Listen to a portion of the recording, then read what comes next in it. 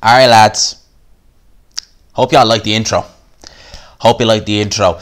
I want to big up a guy called Tim. Alright, the company he works for is called People Per Hour, who designed that, also designed my new logo. Little link there in the description to that. If anyone happens to be looking to get like logo designs or anything like that, give him a shout. Top guy. Also want to big up Chris from Broken Nose Boxing. See a link to his channel in the description. You'll see his channel there on screen. He's the guy who put me in contact, so I got to big those two guys up. And yeah, links to both are in the description. Let's talk boxing, right? Dan Rafael, right? He's reporting on Twitter, I'm going to quote him here, says that Oleksandr Usyk and Joyce are reportedly now close to a deal to fight for an interim version, so the interim WBO heavyweight title, meaning that AJ versus Fury would be able to go ahead with the undisputed stipulation on the line. So all 4 belts on the line for AJ Fury, interim title for Usyk versus Joyce, the winner. It says Usyk Joyce would be part of a step aside deal for Usyk. So this is all part of the deal. Now I done a video a couple of days ago, and I said that Usyk his team were alleging that were actually stating that they wanted a major step aside offer. All right. Now I was asked on a live stream, I think it was Sunday. Someone asked me what I think what do I think Usyk should do? And I said, right, I'm going to look at this from a managerial point of view. Okay? You could dig your heels in. You could dig your heels in and try and get this, mandatory called. Alright? In which case, you probably end up fighting for a vacant title against Joyce. Right? You probably end up fighting for the vacant title. So there you go. You got your heavyweight title. Okay, fair due.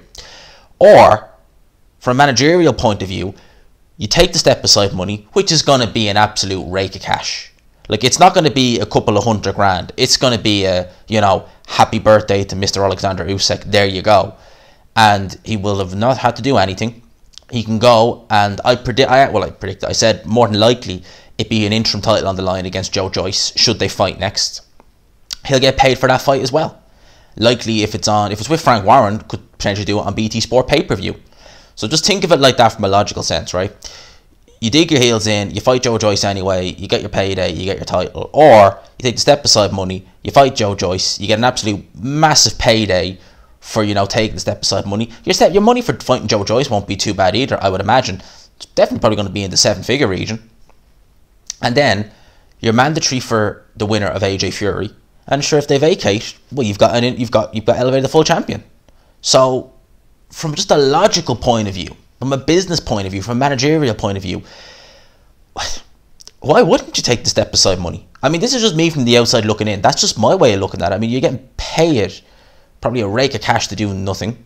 You're going to get a fight where you're going to make money anyway, and then you're likely going to get elevated to full champion anyway, because they're probably going to call the mandatory as soon as that fight's finished. Unless we see an absolutely one-sided fight by either guy, there'll be a rematch. Definitely. There'll be definitely a rematch. So, from a logical point of view, that's what I think Oleksandr Usyk should do. Joyce versus Usyk. Now, I spoke about this already. I went back and watched Joyce versus... I actually went back and watched... I forget the guy's name. I think it was in 2014.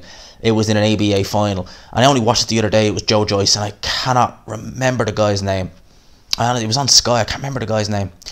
But Joyce ended up stopping him. And I was watching that, and I was thinking, right...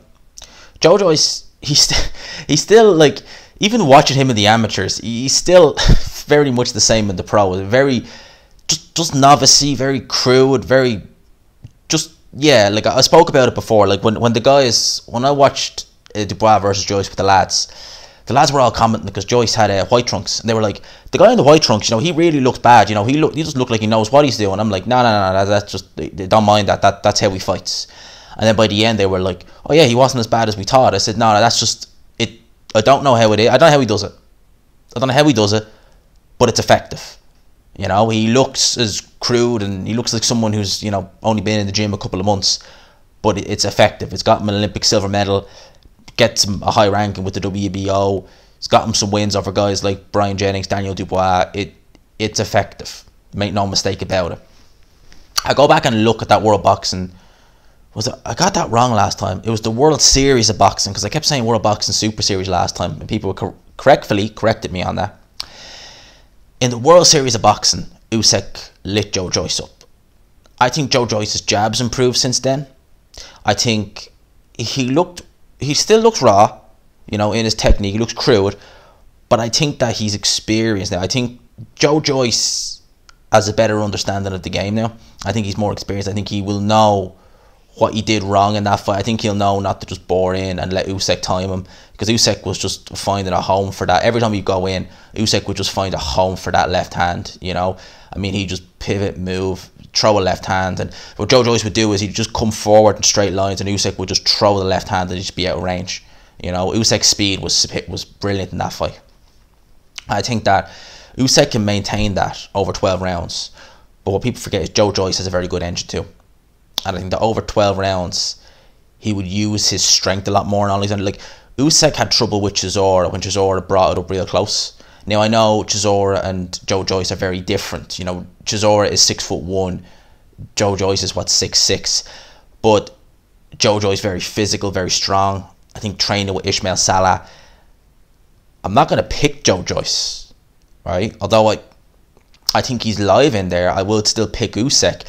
More confident picking Usyk than I was picking Dubois, because Usyk is a known quantity. We know what we're getting with Usyk. We know he's a fantastic fighter, and we've seen this before, albeit over the course of 5 rounds. And this was several years ago. We've still seen it. We can gauge a little bit about what we're going to get with Dubois. It was a case of, do you believe the hype? And many of us did, until we really looked at it. You know, we stopped looking at the Dubois highlights. We looked at Joyce, and we just thought, at least I certainly did, and I just thought, no. He ain't going to win this fight. At least with this fight, we know what we're going to get with both guys. So I'm more confident about picking Usyk to win. But over a 12-round fight, I make it very interesting. And I make Joe Joyce very lively in there. I think the winner of this fight... Man, the winner of this fight, they're getting the world title. Essentially, although it's an interim title, I can't see anything other than the winner of this fight getting elevated to full champion. So essentially, this is a world title fight. If you think about it, not in that sense, it's not going to be billed as a world title fight, but in the long term, the winner of this fight will likely be elevated to world champion.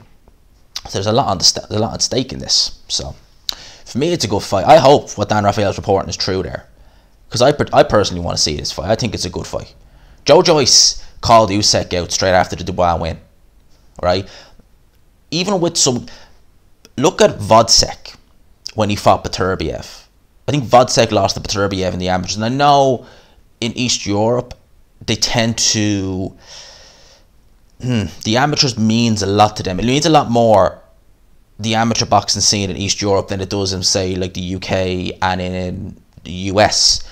If you lose to someone in the amateurs in the East Europe, they kind of take it a bit of a kind of, oh, you lost it. And they talk more about guys who were up and coming. Like, they would know that Povetkin, like in the mid-2000s, he was the man in the amateurs, you know, in that kind of region. So Vodcek, when he fought Beterbiev, you could tell there was still a few jitters from, you know, the amateurs. Not jitters in the sense of he was afraid or anything like that, but he still had the memories of it. With Joyce, it's like, yeah, it happened. It's done now. It's been then. It's been and gone. Let's go. Let's do it now. You know, that was then. This is now kind of thing. So it'd be interesting. I wouldn't mind seeing it. If 2021 we see big fights, that to me is a big fight. That's a fight I want to see. So leave it here. Let me know your thoughts in the comment section below. Lads, I hope you enjoyed the video. If you did, if you could, smash the like button. It helps your boy out. Lads, as always, I'll talk to you in the comment section. Let me know who you'd favour in that fight. #GMazRocks, all that good stuff, lads. I'll talk to you. Peace.